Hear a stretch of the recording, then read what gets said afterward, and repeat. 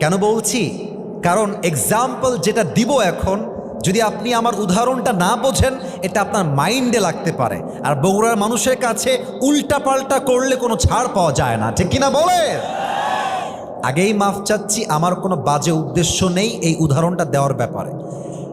দুইটা দেশের নাম বলবো। এক হচ্ছে পাকিস্তান, নাম শুনছেন? কথা না বললে বুঝি কেমন, নাম শুনছেন আপনারা? আচ্ছা, অস্ট্রেলিয়া নাম শুনেছেন?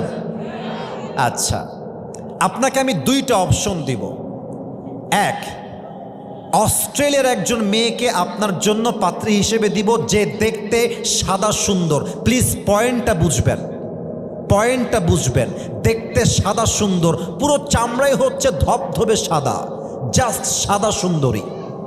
আর একটা হচ্ছে পাকিস্তানি মেয়ে আপনাকে আমি পাত্রী হিসেবে দিব জাস্ট টু গেট ম্যারিড, বিয়ের জন্য।